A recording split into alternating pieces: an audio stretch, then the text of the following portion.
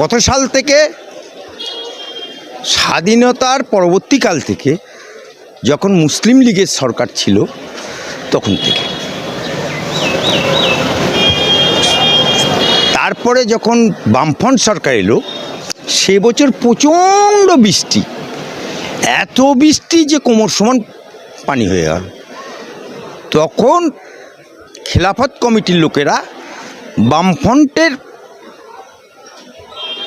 নেতাদের ধরে তখনকার বামফ্রন্টের মুখ্যমন্ত্রীর কাছে গেল যে এক কোমর পানিতে নামাজ কী করে হবে। তখন মুখ্যমন্ত্রী, বামফ্রন্টের মুখ্যমন্ত্রী, অস্থায়ীভাবে, ওই ভাষাটা দেখুন, চিঠি যে চিঠি আমরা পেয়েছি, রেকর্ড তো ফাইলে থাকে রে ভাই, রেকর্ড তো উড়ে যাবে না। এই মমতা ব্যানার্জির চোরের ফাইল উড়ে যাবে? কোনোদিন উড়বে না। এই যে মহাকাল মন্দির উড়ে যাবে? উড়ে যাবে না। এই যে ওয়াকাফের সম্পত্তি ফিরাদ হাকিম বাড়ি করে আছে দিলকুশা রোডে, উড়ে যাবে? উড়ে যাবে না। এই যে নিউ টাউনে ওয়াকাফের সম্পত্তি, মসজিদের জায়গা ভেঙে মন্দির করলো মমতা ব্যানার্জি সরকারি টাকায়, উড়ে যাবে? উড়ে যাবে না, রেকর্ড থেকে যাবে। সেই রকম রেকর্ডে যা পাওয়া যাচ্ছে যে বামফ্রন্ট সরকার অস্থায়ীভাবে, তাৎক্ষণিকভাবে, টেম্পোরারি নামাজ পড়ার অনুমতি দিয়েছিল রেড রোডে।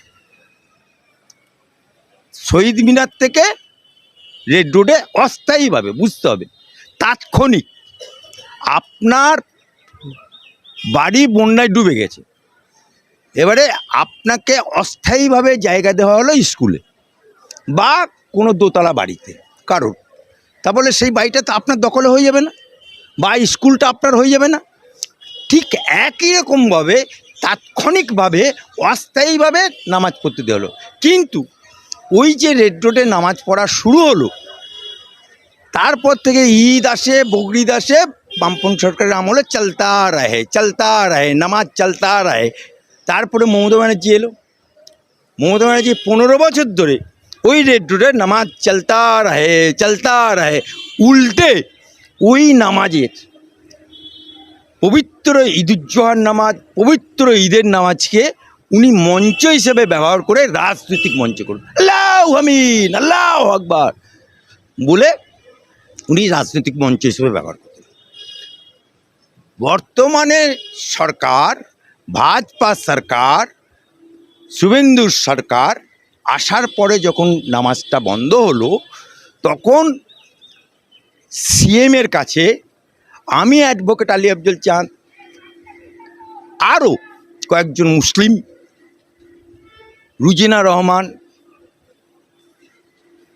থেকে শুরু করে কাসেম আলী শুরু করে আরও কয়েকজন বিশিষ্ট মুসলিম বর্গগণ, আমরা শুভেন্দুর সিএমের কাছে গিয়ে দরবার করি, এবং দরবার করাতে উনি বললেন রেড রোডের পরিবর্তে ব্রিগেড দিলেন।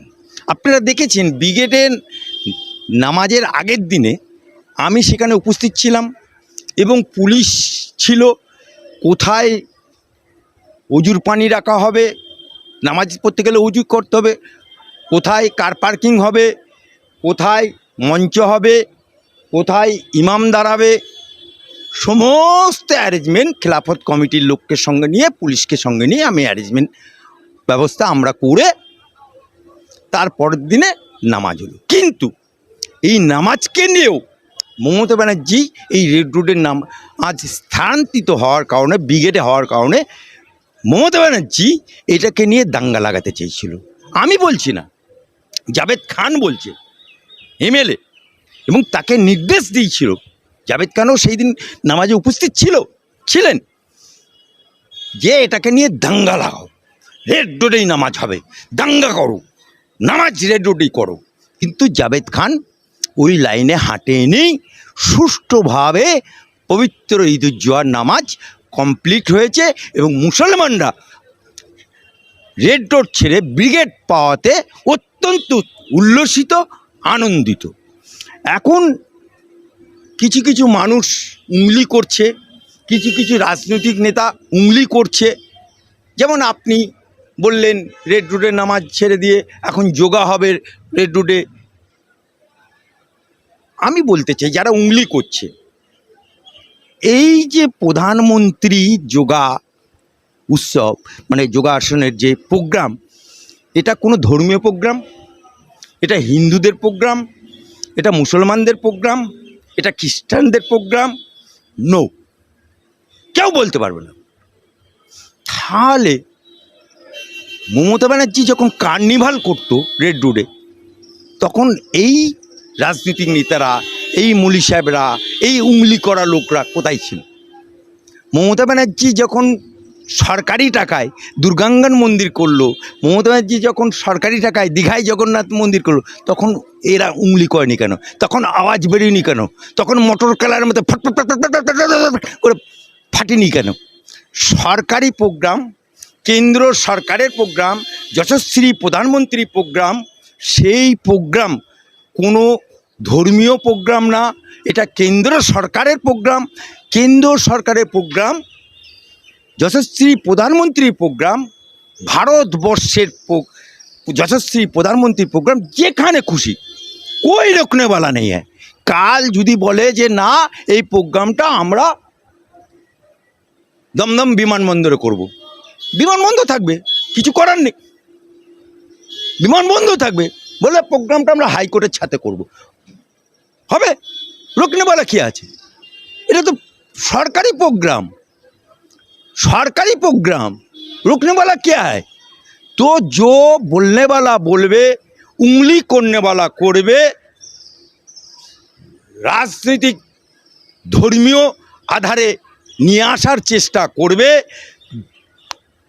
एवं एटाके मुस्लिम धर्मान्तरित करे करबे।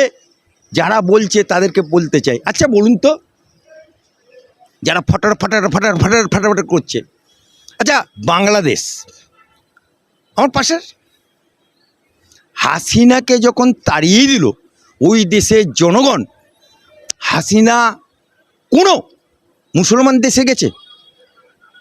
অনেক মুসলমান দেশ আছে, ইরান থেকে শুরু করে বহুত মুসলমান দেশ আছে, একটা মুসলমান দেশ নেই রে বাবু, বহুত মুসলমান দেশ। কিন্তু কোনো মুসলমান দেশে না গিয়ে সে আশ্রয় নিল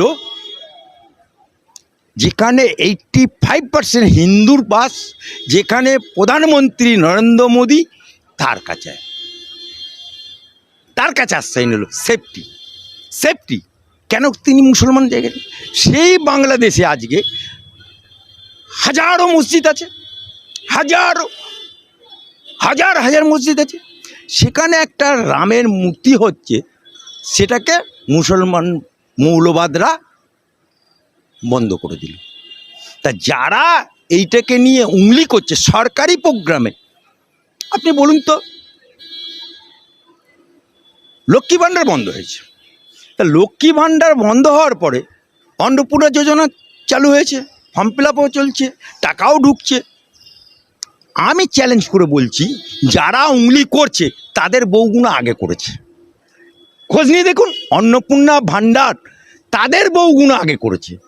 তোমার ছেলে মেয়ে সরকারি স্কুলে পড়ে না তোমার ছেলে মেয়ে বেসরকারি স্কুলে পড়ে? কেন বললাম তোমার ছেলে মেয়ে যদি বেসরকারি স্কুলে পড়ে তাহলে কোনো রকম সরকারি প্রকল্পের সুবিধা তোমরা পাবে না। এটা আমার কথা না, এটা নতুন সরকারের কথা। তো আমি নতুন সরকারের কাছে একটা কথা বলি, আপনারা যারা নেতা মন্ত্রীরা আছেন, আপনাদের ছেলে মেয়েদের কি সরকারি স্কুলে ভর্তি করেন কখনো? প্রকল্প ছাড়া এমনি কি ভর্তি করেন? তাহলে আপনাদের ছেলেমেয়েরা যদি বেসরকারি স্কুলে পড়তে পারে, তাহলে ভাই মধ্যবিত্ত বা আমাদের ছেলেমেয়েরা কেন বেসরকারি স্কুলে পড়তে পারবে না? হ্যাঁ, আপনারা যদি সরকার থেকে হাত পেতে মাইনেটা নেন, তাহলে আমরা আমাদের টাকা আমাদের যোজনা হিসাবে কেন দেবেন না? অনেক মধ্যবিত্ত ফ্যামিলি আছে যারা নিজেরা স্বাভাবিক নর্মালভাবে চলাফেরা করার পরেও ছেলে মেয়েদের বেসরকারি স্কুলে পড়ায়, কারণ সরকারি স্কুলের হালাত তো এই অবস্থা। তবে 15 বছর ধরে না, অনেক আগের থেকেই সরকারি স্কুলের হালাত খারাপ, তাই সবাই চায় তাদের ছেলেমেয়েরা ভালো পড়াশোনা